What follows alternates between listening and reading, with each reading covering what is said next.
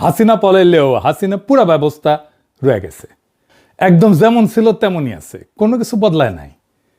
আজকে একটা এক্সাম্পল দিতেছি, একটা সেক্টর নিয়ে। হাসিনার লেসপেন্সার ছিল সামিট গ্রুপ। সেই সামিটের 5টা কোম্পানিকে হাসিনা পলানোর পরে বাংলাদেশ সরকার পরিশোধ করেছে 5,978 কোটি টাকা। হাসিনা পলাইছে, সামিটের চেয়ারম্যান ফারুক খান গ্রেপ্তার হয়েছে, আজিজ খানের ব্যাংক অ্যাকাউন্ট জব্দ হয়েছে, তবু হাসিনা পলানোর পরের 1 বছরে সামিট গ্রুপ 5,978 কোটি টাকা পাইছে। তার মানে তার কি ইলেকট্রিসিটি দিচ্ছে সরকারকে, তাই সরকার টাকা দিতেছে? জি না। ফারুক খানের ফ্যানেলের কাপড় ঘষলে ইলেকট্রিসিটি যেতে তৈরি হবে সেটুকুও দেয় নাই, শূন্য ইলেকট্রিসিটি দিয়ে 1,000 কোটি টাকা নিয়ে গেছে। জানেন তো আমাদের শরীরে এমনকি চুলে ঘষা দিলে ইলেকট্রিসিটি তৈরি হয়, স্থির বিদ্যুৎ কয়। তো ওই স্থির বিদ্যুৎও শরীরে ঘষা দিলে যা বাড়াবি সেটাও দেয়নি।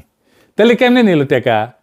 এটা পরে আমরা বিস্তারিত দেখব। শুধু সামিট না, ওরিয়ন আর মির্জা আজম পরিবারের ডিজিটাল পাওয়ার পাইছে 299 কোটি টাকা। মাশাআল্লাহ। হাসিনার সাবেক প্রোটোকল অফিসার আলাউদ্দিন নাসিমের কোম্পানি পাইছে 241 কোটি টাকা, আলহামদুলিল্লাহ। শামীম ওসমান, মির্জা আজম আর ওবায়দুল করিমের ওরিয়ন পাওয়ার সোনারগা পাইছে 442 কোটি টাকা। ইয়া আল্লাহ, দরবেশ বানায় দাও। কারণ আরো আছে। একই গোষ্ঠী ওরিয়ন পাওয়ার রূপসা পাইছে 352 কোটি টাকা। এর সবাই আওয়ামী লীগের লোক, অনেকে দেশের বাইরে পালায় আছে। এই জন্যই তো দুবাই বুর্জ খলিফার সামনে এরা দল বান্ধে সিল করে নিশ্চিন্তে। দেখিছেন কত নিশ্চিন্ত? কারণ বাংলাদেশ জনগণের ট্যাক্সের টাকা ঢুকিচ্ছে প্রত্যেক মাসে ওদের অ্যাকাউন্টে। এটাই হাসিনার সিস্টেম আর তারেক রহমানের ম্যানেজমেন্ট। হাসিনা ছাড়া হাসিনার সিস্টেম, সেটা কেমন, কিভাবে শুরু হইলো তাহলে লুটপাট? আসেন সেটা বুঝে দেখি। 2008-এ হাসিনা ক্ষমতা এসছে, চারিদিকে লোডশেডিং, 15 কোটি মানুষের দেশে বিদ্যুৎ সক্ষমতা 5,500 মেগাওয়াট, দরকার 7,000 মেগাওয়াট, ঘাটতি 1,500 মেগাওয়াট। তার মানে প্রত্যেকটা 5টা ঘরের একটাই অন্ধকার। হাসিনা দেখলে এটা তো মজা, এখানে সুযোগ, এখানে দাও মারা যাবে, দাও। পাবলিক অস্থির হয়ে আছে লোডশেডিং এর যন্ত্রণা, এই থেকে মুক্তি পাইতে যা খুশি মেনে নেবে। হাসিনা আসলো পরিত্রাতা হইয়া, সংকটের সমাধান নিয়ে সংসদে পাশ হইল কুইক রেন্টাল বা ইনডেমনিটি অ্যাক্ট। এই আইন হাসিনাকে 2টা ভয়ঙ্কর ক্ষমতা দিল। সেকশন 6(2) কি আছে সেইটাতে? জ্বালানি মন্ত্রী একাই কোনো দরপত্র ছাড়া যে কোনো চুক্তি করতে পারবে। আর সেকশন 9, এই চুক্তি কোর্টে চ্যালেঞ্জ করা যাবে না, মন্ত্রী একা চুক্তি করবে, কোর্টে যাওয়া যাবে না, কেউ প্রশ্ন করতে পারবে না। কি মজা! আইন পাশ করার সময় হাসিনা কইছিল এটা মাত্র 2 বছরের জন্য, সংকট কাটে গেলে আইন আর থাকবে না। সেটা আর বাতিল হইল না। 2 বছর ব্যাটতে আজ পর্যন্ত শেষ হয় নাই। কয়েক দফা বাড়ায় 2026 সাল পর্যন্ত টিকায় রাখা হয়েছে। 33 বছর কাটলেও কেউ কথা রাখে না, পলিটিশিয়ানরা কোনোদিন কথা রাখে না, এটা মাথায় রেখেন।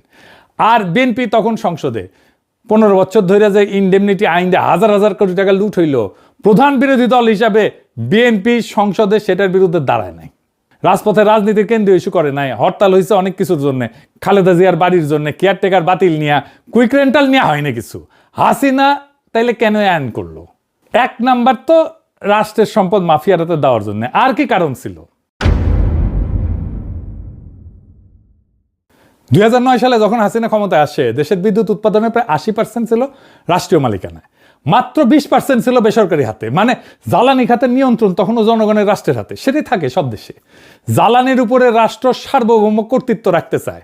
যুদ্ধ লাগলে দেখেন জ্বালানি উৎপাদন আর সরবরাহ শত্রু দেশ ধ্বংস করে দেয়। আর বেসরকারি এই যে অনুপাতটা, এটা পাল্টে দেওয়া হলো ইচ্ছাকৃতভাবে সংকট সমাধানের নামে। আমাদের জ্বালানি নিরাপত্তাকে বেসরকারি খাতেই শুধু হাসিনা তুলে দিল না, বিদেশি রাষ্ট্রের উপরে নির্ভরশীল করে দিল। নির্বিচারে বেসরকারি খাতে নতুন কেন্দ্র বসানো হইল, নতুন রাষ্ট্রীয় বিদ্যুৎ কেন্দ্র আর বসানো হইল না। সব নতুন চুক্তি গেল সামিট, ওরিয়ন, এসালম, ইউনাইটেড, ডরিনের মতো হাসিনার ঘনিষ্ঠ কোম্পানির হাতে। ডরিন গ্রুপ কার জানেন না? সোহরাওয়ার্দীর বডিগার্ডের 4 খলিফার 1 খলিফা নূরে আলম সিদ্দিকীর। ওর পোলা, ও মারা গেছে তো এখন ওর পোলা চালায়। 15 বছরে অনুপাত উল্টে গেল। আজ বেসরকারি খাতের দখলে পুরা বিদ্যুৎ উৎপাদনের বড় অংশ। রাষ্ট্রীয় খাত সংকুচিত, দুর্বল এবং ভর্তুকি নির্ভর। এর মানে কি? জ্বালানির মতো একটা সংবেদনশীল খাত আর রাষ্ট্রের হাতে নাই, মাফিয়া গোষ্ঠীর হাতে। তারা যদি একদিন ঠিক করে যে প্ল্যান বন্ধ করে দিবে, বাংলাদেশ অন্ধকার, তারা যদি ঠিক করে দাম বাড়াবে, সরকারের কিচ্ছু করার নাই। তারা যদি ঠিক করে বকেয়া চাই, সরকার মাথা নত করবে। চুক্তি বাতিল করার ক্ষমতা রাষ্ট্রের হাতে নাই। রাষ্ট্র এখন জিম্মি, এবং জিম্মিকারীরাকে হাসিনার তৈরি করা মাফিয়া শ্রেণী। তো বিদ্যুতের সংকটে সরকার কেমনে সমাধান করবে? সমাধান তো তার হাতে নাই।